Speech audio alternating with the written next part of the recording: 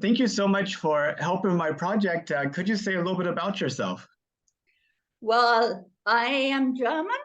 I'm a journalist working normally in Formula One. So I'm in a high-tech, high-risk business somehow as well. I call myself kind of an Apollo kid because that's what got me into space when I was 7 years old. That was the first moon landing. And so I got interested, and actually I always was since then. Yeah, I can see behind you have the model of the Saturn V and the lunar module. And then, of course, more recently, the space shuttle and the International Space Station. Yeah, I've got all of them. And some pictures of people in mission control, too.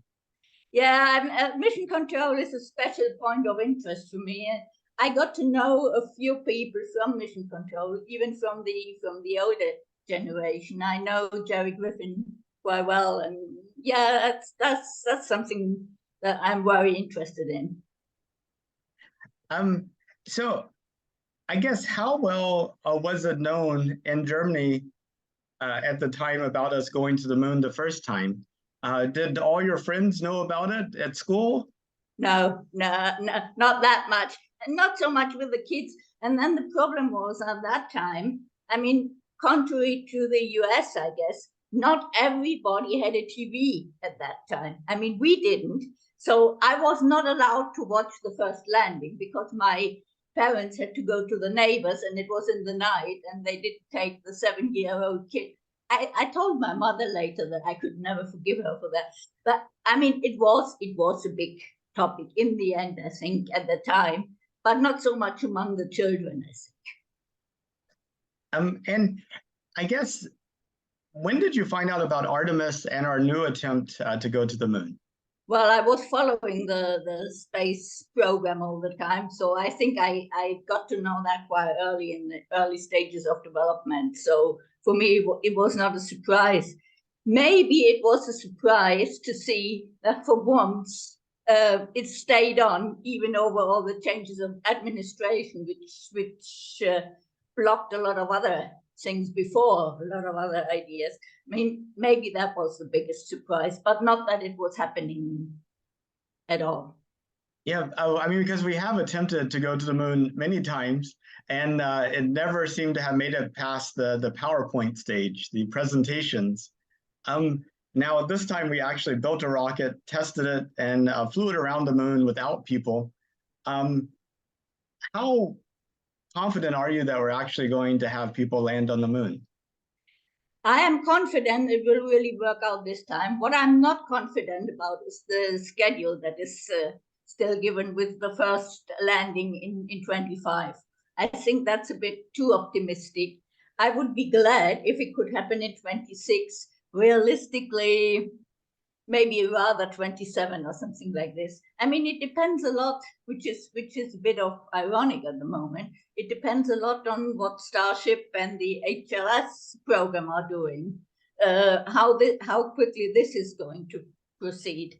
So it's difficult to say at the moment, but I think 25 is too optimistic. I believe in Artemis 2 for the second half, maybe fourth quarter of 24. I think this is realistic because SLS and Orion have proven very reliable and very well prepared in the first flight. So I don't think that's the problem. But then for the landing, the lander, also a bit with the suits and all this, that might, I think that will cause some further delays. Yeah, it will be kind of pointless to have them land on the moon, look out the window in their spacecraft and take off. They definitely need spacesuits. Yeah, I mean, you don't hear too many details how far they really are with the spacesuit development.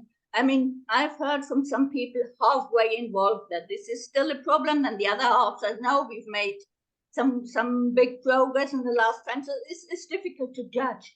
Also with the HLS, I think there is generally with the HLS itself, there is some progress being made because I heard that two controllers from NASA had been to SpaceX about trajectory details and all this in the last weeks. So they are really getting there somewhere.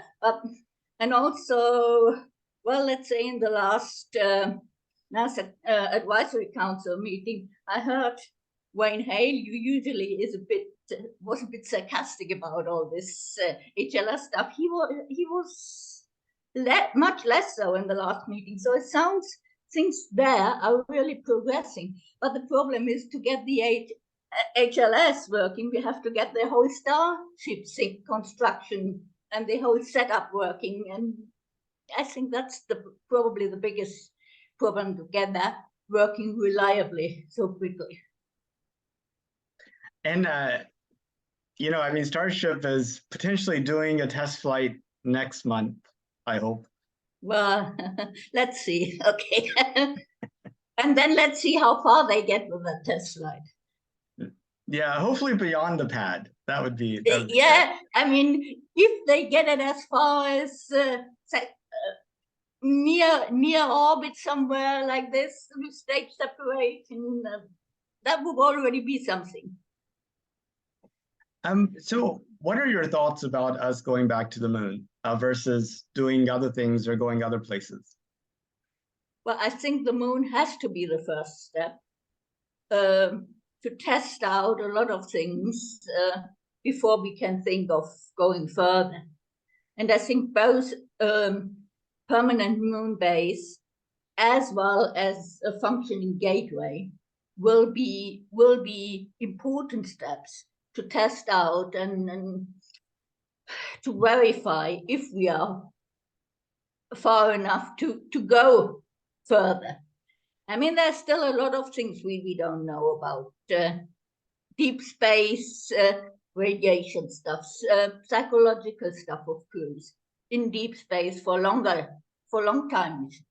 And I think the human factor is as big as the technical factor.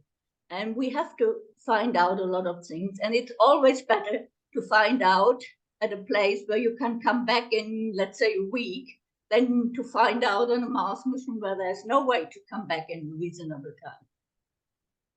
No, absolutely. And, you know, it's plus, I mean, potentially the moon has minerals and other resources that would be useful to know about. Yeah, I mean, we will see how much we can do maybe with propellant, with hydrogen, oxygen and all. So we have to see how much we can find with water, with ice. Let's see, and maybe we find something else. I mean, I grew up, or let's say, I heard a lot some 20 years ago about the helium-3 stuff and all this, what we might find on the moon. This has gone completely down again, but well, let's see. Maybe we find something that can help us. Give it a chance. Yeah, go with our eyes open and kind of put our preconceptions to the side. Yeah, I mean, if we don't try, we will never get anywhere. So let's try there and let's see. I mean, not all the developments that came from the first moon landings and from the ISS research and all that stuff, not all of this could have been foreseen earlier. Also the practical use. I mean, things came with the time. And why not do the same again? And I mean, all these people saying, oh, the money could be better spent on Earth. First thing, it will not be anyway for the causes these people think. Second thing is it creates a lot of return of investment and all this on Earth. And so I don't think it's a bad thing. And I mean, third thing, you can do both if you want to. I was re-listening to John F. Kennedy's We Choose to Go to the Moon speech. And in there, he's talking about the cost of the Apollo program. And he mentions that while that's a lot of money, it's less than what we spend on cigarettes and cigars. So I think putting things in context like that maybe helps people appreciate kind of like the scale of it. It's not so much.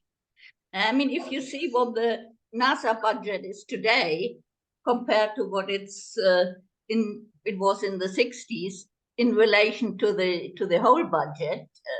I mean, look, it's nearly nothing. I think in Europe, it's like the ESA budget is about, for Germany, it's about the price of a cappuccino to go in a year, what we pay for the ESA program in taxes. So, I mean, let's be realistic.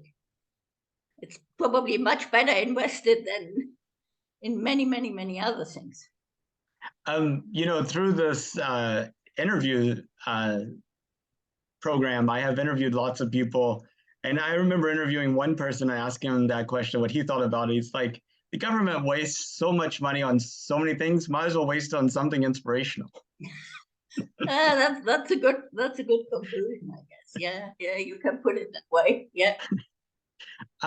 When you think about the future of humanity, say 200 years in the future, what does it look like to you?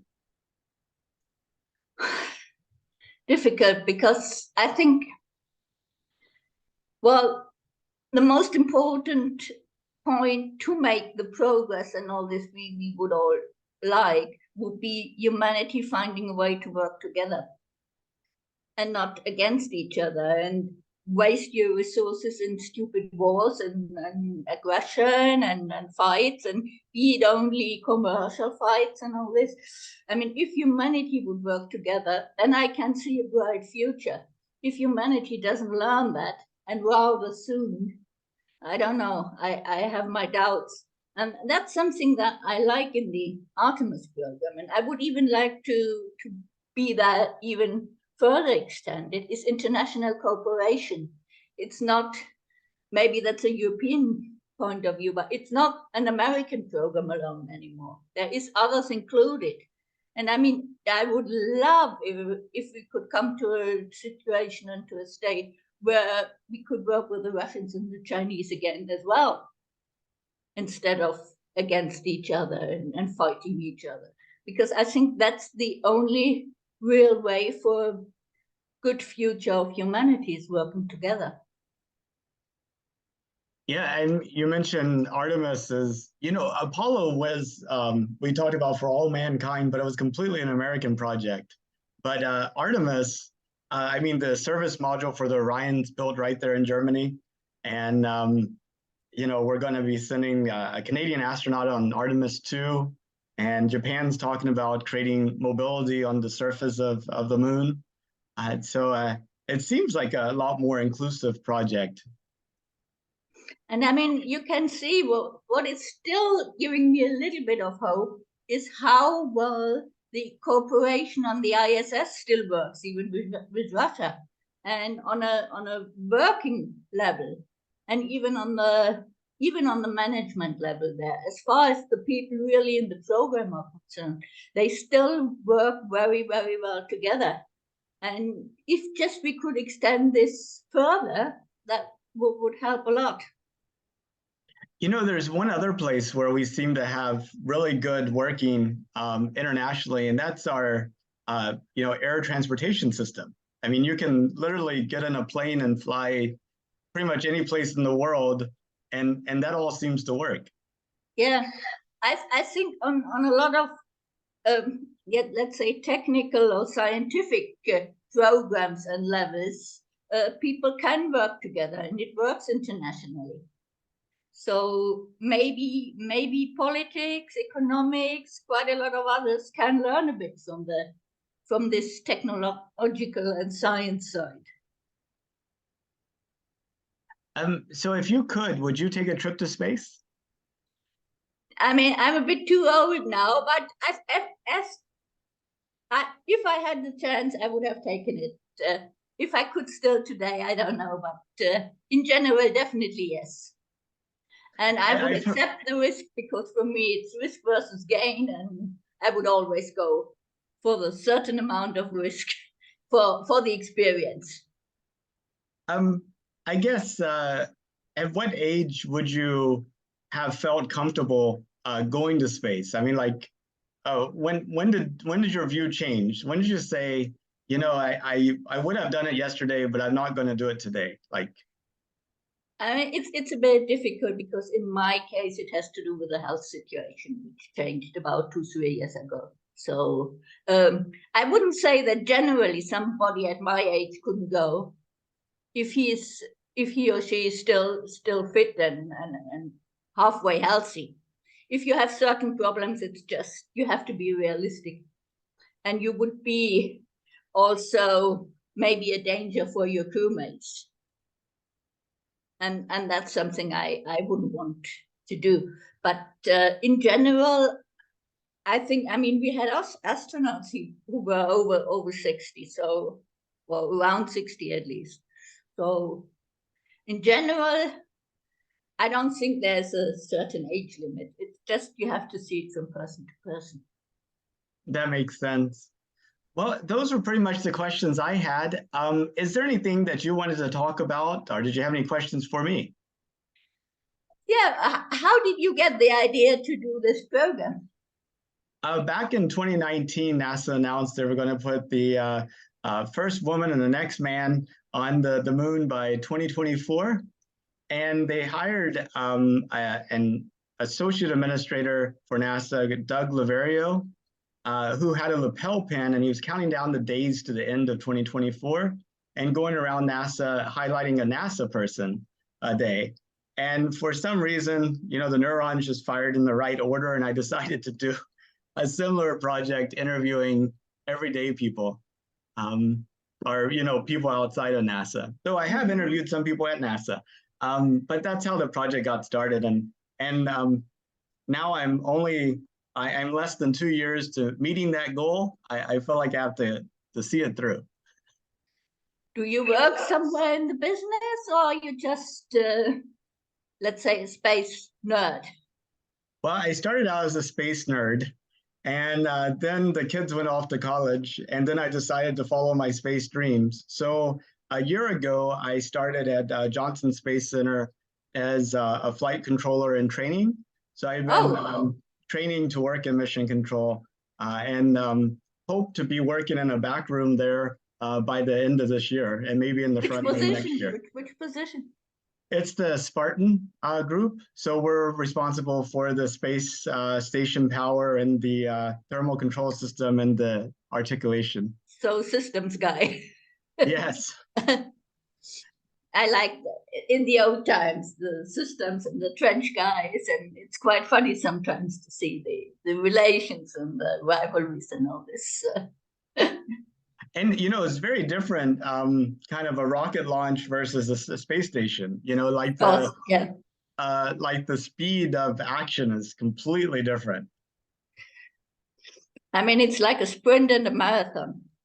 Yes, yes. I mean, with the space station, it's about, you know, being deliberate, and you have time to take action, and it's like, you know, you really have chance to kind of look through everything. But when that rocket is launching, I mean, you have like seconds to do anything.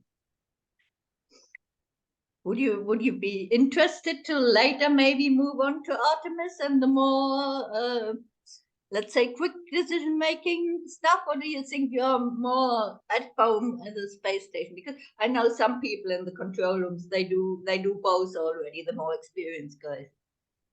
Yeah, I tend to think my personality is probably better suited for the space station. But when I started this job, I had a dream of being in mission control when the next person is on the moon. So obviously, I need to make some changes to make that happen. Did you meet some of the old guys from mission control? Because I know that people like Jerry sometimes give talks to the younger guys. I haven't met any buddy from mission control, but Fred Hayes, the current, you know, the only currently living Apollo 13 astronaut, he came and gave a talk, and I got to see James him. Lovell is still alive as well. From Apollo 13? Yeah, James Lovell is still alive. Oh, but that's interesting. He's 94, but he's not doing that many public things anymore. I think he's not that fit anymore. But I mean, for the anniversary, and even I think in 21 he still did some public appearances. Oh, well, Gwen, talking about newer people, Gwen Shotwell came and did a kind of like a Okay. fireside talk, and that was really, really neat. Those are like the two people that come to top of mind. Kate Rubins, she's a current astronaut. She gave a talk, and Yeah. the astronaut building is right next to my building, so I'm probably passing them every day in the hall. I just need to get better at my facial recognition. I on Twitter I'm a little bit in contact with Ed van Zijs, with the flight director, and I like Zeb Scoville from the new flight directors. I think he has something from the old guys, the spirit, and I like his way of putting things. Yeah, it is interesting. I mean, these people that have seen kind of like the transformations as they occurred and can kind of explain to you how the system has evolved and why it looks the way it does now, I still try to work my way through this How to Fly the ISS book, this real huge technical book that you can download on the NASA site, which is written by all these flight directors. I mean, I have to admit, at some points it gets a bit very much into technical details for me, but I try to get through it. And it's called How to Fly the ISS?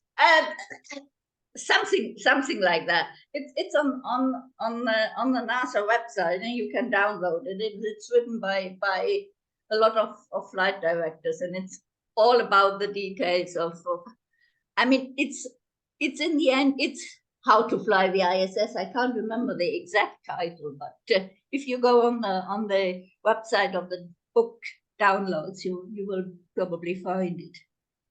Okay, and it's free. I mean, there is another one which is similar, which has also been written by the flight directors. Let me have a look.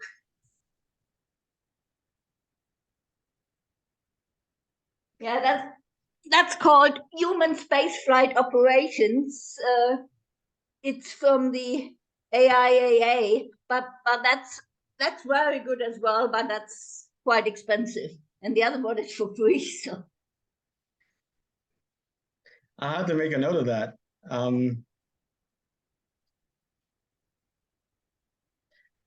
Well, that is awesome. Well, thank you so much again for your time. And if you ever come out to Houston, I hope you'll reach out. I mean, it's still on my list. I had planned that I always said I wait until we have the old control room restored. And then when I planned for 2020 for Space Fest and then Corona came, and everything was different. But I still have it on my list. I would love to be in this old mission control room for once, the historic one. But I hope you do that. Let's see. It's still on the list. And if I do, I will contact you. Maybe you can give me a personal tour. Absolutely. Well, I hope you have a good rest of your day, and thank you again. Thank you. It was good fun. Thank you. Bye-bye. Bye-bye.